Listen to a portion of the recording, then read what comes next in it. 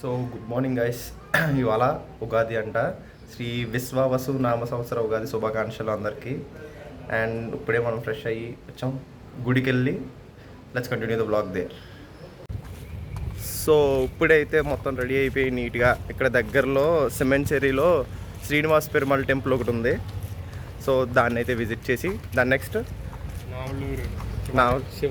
నావలూరు శివాలయం కూడా ఒకటి ఉంది, దాన్ని కూడా విజిట్ చేసి రిటర్న్ వచ్చి ఇంకేమైనా ప్లాన్స్ ఉంటే తర్వాత ప్లాన్ చేద్దాం.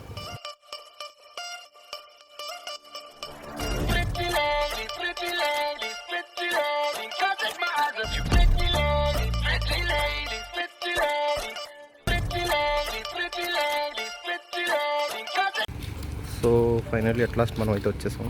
This is Srinivas Perumal temple and that was the entrance. చూద్దాం లోపల ఎలా ఉంటుందో. నో వాట్, టెంపుల్ చాలా బాగుంది, చిన్నగా ప్రశాంతంగా, లైక్ ప్రశాంతం ఇన్ ద సెన్స్ నాకు కాదు, పీస్ఫుల్గా.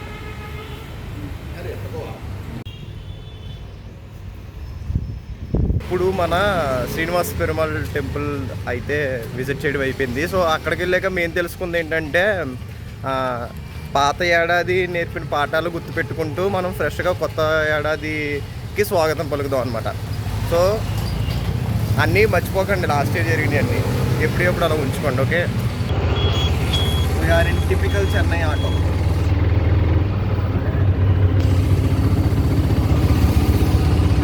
ఇప్పుడు ఇంకో గుడికి వెళ్దాం, శివాలయం. నాకు మీకు వినిపిస్తుందో లేదో నాది తినట్లేదు. ఇదైతే ఇంకొకటి టెంపుల్, శివాలయం అనుకుంటుంది, అసలు ఖాళీ లేదు.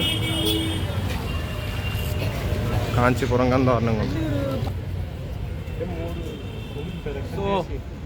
This is Shivalayam, the famous in Navalu. Come on.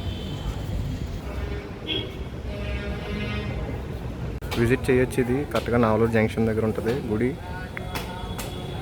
అస్సలు ఖాళీ లేదు ఇవాళ. శివాలయంలో కూడా దర్శనం అయితే అయిపోయింది. ఇన్ని బొట్లు పెట్టేసాడు, బుద్ధిమంతుల్లో మారిపోయాడు అనుకోకండి.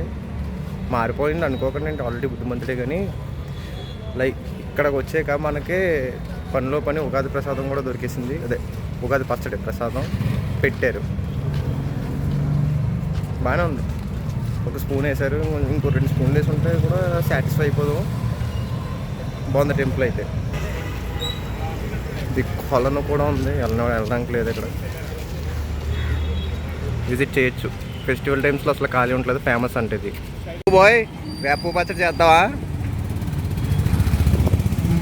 మాస్టర్ చెఫ్ సుబ్బు అబ్బో స్టార్ట్ చేశాడు. సుబ్బు ప్రాసెస్ ఏంటి సుబ్బు? ఫస్ట్ వేపను శుభ్రంగా తీసుకోవాలి. ఇలాగా ఇంకా చాలా ఉంది, మనకు అంత అనవసరం. మన దగ్గర మిగిలిన ఇంగ్రీడియంట్స్ ఉన్నాయా? తెచ్చుకుంటున్నాం కదా, తెస్తాడు కదా. వేపను ఇలా నలిపి ఆ పువ్వుని తీయాలి, ఈ పిందులు పడేయాలి. ఇగో పిందులు పడేయాలి. అంత డీటెయిల్గా వద్దులే. మనకి వేప పచ్చడి అయితే రెడీ చేస్తావు, సాధించేసావు మొత్తానికి.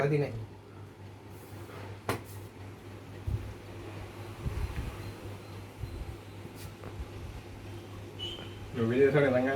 మరి ఎలా ఉందిరా? కారం ఎక్కువ ఉంది, మధ్యలో పులుపు వచ్చింది. ఇంకా 4 రోజులు మిస్ అయ్యి చెప్పు. తీపి ఎక్కడ? బెల్లం తక్కువ ఉంది. సో అలాగే మా వాడు కూడా మొత్తానికి వేప పచ్చడి అయితే చేసేసి ఈ ఉగాదిని బాగా సెలబ్రేట్ చేసుకుందాం. Happy Ugadi guys once again.